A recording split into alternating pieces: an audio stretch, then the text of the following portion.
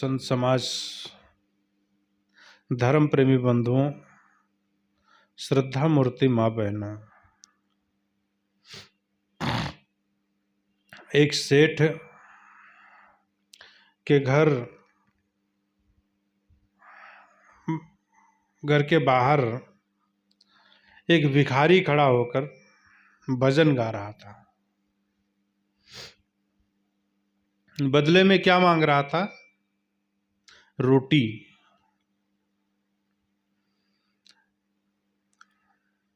और मांगे क्या सकता है भिखारी? भजन गाएगा और रोटी मांगेगा और पेट भरेगा। कबीर साहब ने कहा, तंदर दुखिया कोई नहीं, तन रख करके कोई सुखी नहीं, तंदर सुखिया कोई नहीं। बहुत दुख दुख के खानी, तब बचे जब राम जानी। इस तन के कारणे इस वित्त भर का पेट भरने के लिए बहुत कुछ करना पड़ता है, बहुत कुछ सहना पड़ता है। पेट भरने के लिए बहुत बड़े काम नहीं करना पड़ता है, लेकिन पेटी भरने के लिए बहुत बड़ा काम करना पड़ता है। अब फिर भी पेटी भरती नहीं है। समुद्र का गड्ढा और आदमी की खोपड़ी कभी भरती नहीं है। पूरी दुनिया का पानी समुद्र में चला जाता है, लेकिन समुद्र खाली का खाली रहता है।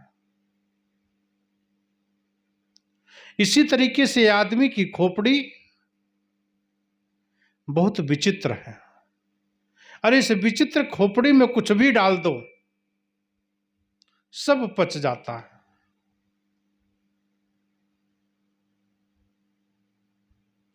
भिखारी भीख मांगता और भजन गाता, बदले में रोटी मांग रहा था। काफी देर से सेठानी उन भजनों को सुन रही थी और रोटी नहीं दे रही थी, खड़ी थी रोटी हाथ में लेकर के।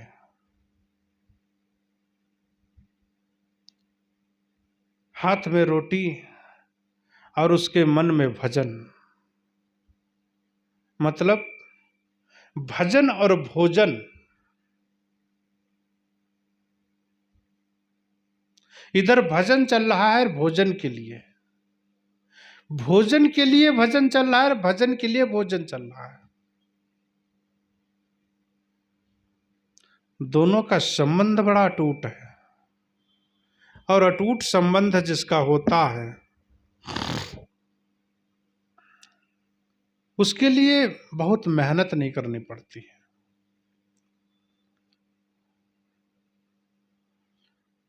भिखारी भजन गा रहा था, रोटी मांग रहा था, और उनके सेठ ये सब देख रहे थे, पर सेठ समझ नहीं पा रहा था। समझ न पाया तो सेठ ने सेठानी से बोला कि रोटी हाथ में लेकर क्यों खड़ी हो? बाहर मांग रहा है, दे दो।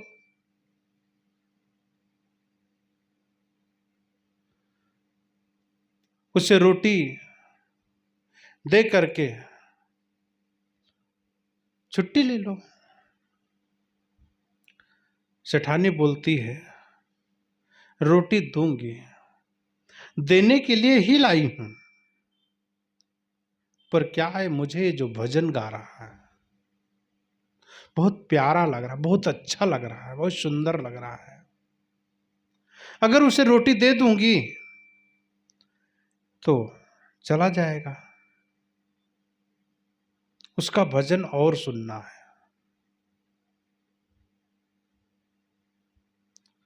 भजन सुनने में आपका मन लगना चाहिए, और जितना भजन सुनने में मन लगेगा उतनी भूख बढ़ेगी। आप भजन सुन के तो देखिए, भजन करके देखिए।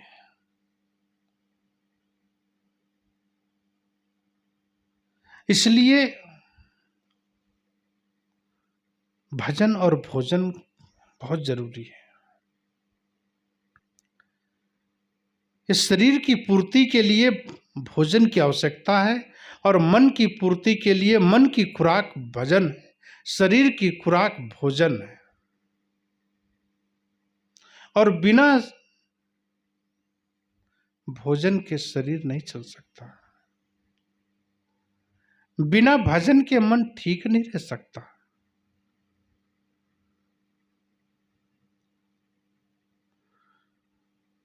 प्रभु की प्रार्थना चल रही हो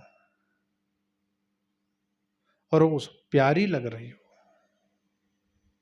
उससे बढ़कर के जीवन में क्या है?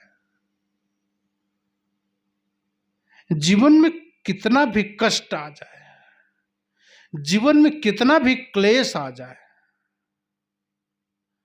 लेकिन भक्ति करना मत छोड़ना। जीवन में भक्ति से ही मुक्ति है।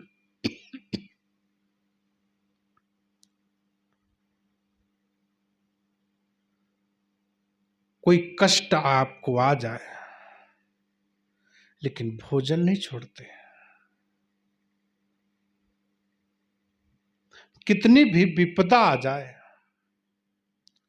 लेकिन भोजन नहीं छूटता।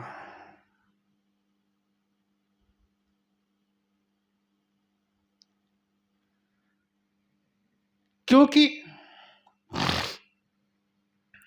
भोजन शरीर की आवश्यकता है। बिना भोजन के शरीर नहीं चल सकता।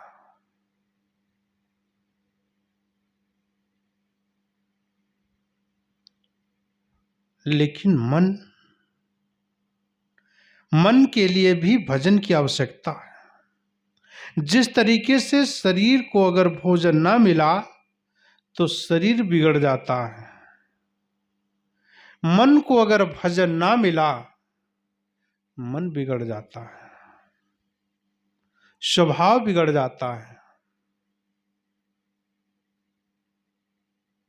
इसलिए भक्ति जीवन में बहुत जरूरी है।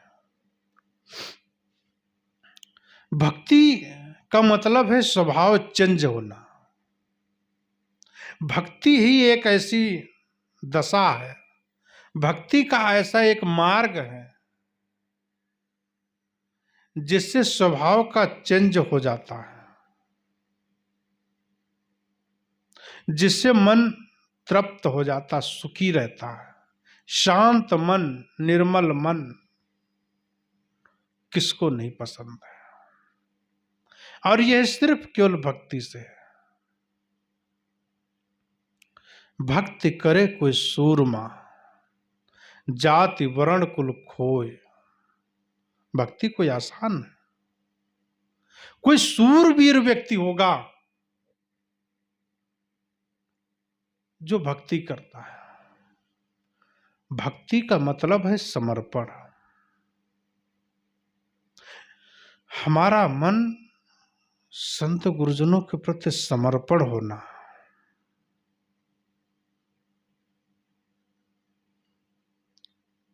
परिवार के प्रति समर्पण रहना, अपनी जिम्मेदारियां से मन को न मोड़ना। आप बहू हैं, आपकी जिम्मेदारी है,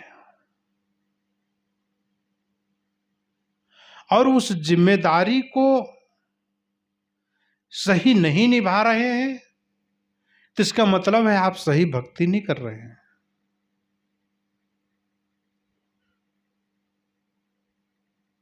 आप पुत्र हैं,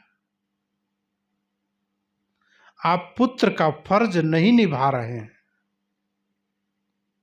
इसका मतलब है कि आप परिवार की सही भक्ति नहीं निभा रहे हैं।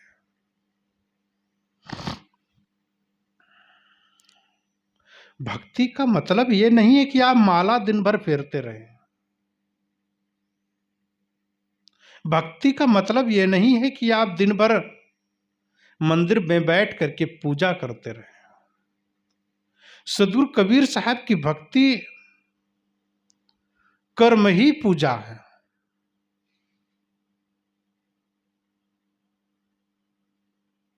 वो मंदिर में बैठ करके घंटी हिलाने की बात नहीं कहते,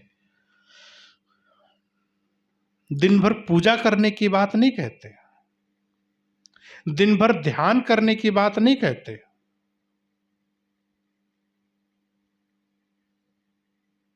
साहब कहते जो कुछ करूं सो पूजा। अपने कर्म को ही भक्ति माना ले, अपने कर्म को ही पूजा मान ले, और जब हमारा जीवन पूरा भक्तिमय हो जाएगा, हमारा पूरा जीवन भजनमय हो जाएगा,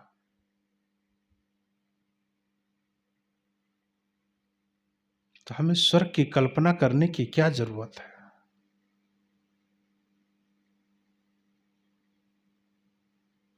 हमें दूसरों के जीवन में सुख देखने की क्या जरूरत है,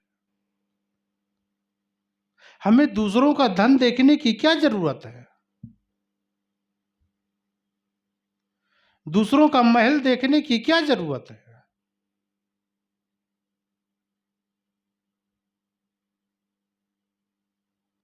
हमें तो अपनी आत्मा में संतुष्टि है। जो कुछ कर रहे हैं उसमें संतुष्टि है, व्यापार में जितना आया हुआ धन है उसमें संतुष्टि है, जो हमने परिवार बनाया उसमें संतुष्टि है, जो हमने खेती किया है उसका जो परिणाम मिला है उसमें संतुष्टि है। ये भक्ति है। सदगुरु कबीर साहब कहते हैं इस भक्ति को करने के लिए अगर जो हम दिन भर माला हिलाते रहें, सेवा ना करें, कब तक माला हिलाते रहेंगे। भूख लगेगी ना, भोजन बनाना पड़ेगा, और भोजन करेंगे तभी हमारी भूख हटेगी।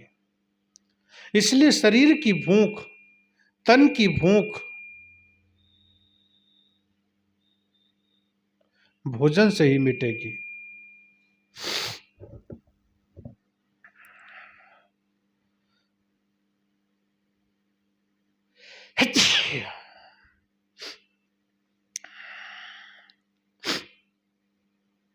अगर जो हम अपने आप को समर्पण करते हैं तो समर्पण में जो सुख है, समर्पण में जो शांति है, वह सुख कहीं नहीं है। जैसे आप सब लोग परिवार के प्रति समर्पण जितना होगा उतना सुख मिलेगा। इसलिए साहब कहते हैं कि भक्ति करे कोई सूरमा।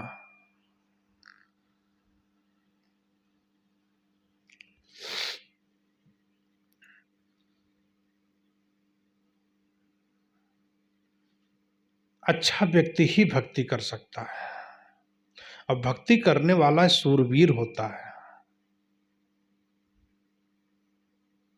सूरवीर से ही भक्ति हो सकती है। इसलिए भोजन और जितना जरूरत है हमारे शरीर को, उतना ही भजन की जरूरत है हमारे शरीर मन को। मन ठीक होगा भोजन से, शरीर चलेगा भोजन से, मन ठीक होगा भजन से। मन से भजन करो और शरीर से पूजा करो, शरीर से कर्म करो, शरीर से धर्म करो, शरीर से सेवा करो, मन से भजन करो।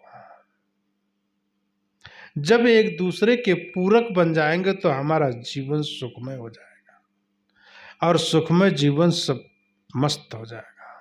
मन मस्त हुआ तो क्यों बोले। जब हीरा मिल जाता है, किसी से कोई बोलता नहीं। हीरा रूपी सुख मिलता है तो वह बोलता नहीं। अधगर गगरी छलकत जाए, आधा गिलास पानी छलकता है। आधी गगरी पानी छलकता है। जब आधा अधूरा ज्ञान होगा तो बड़बड़ाता है। मन जब पूरा भया तब क्यों बोले।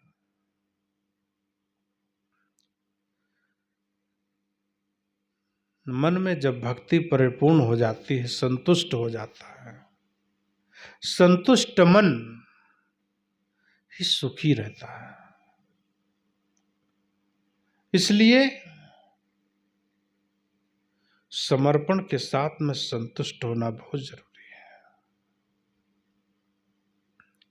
इसलिए संतुष्ट होना सीखो। कहाँ संतुष्ट होना है? जो आपने कमाया है, जो आपने काम किया है, आपने जितनी साधना किया, जितनी मेहनत किया, उसमें संतुष्ट रहना है और अपने काम के प्रति समर्पण रहना है।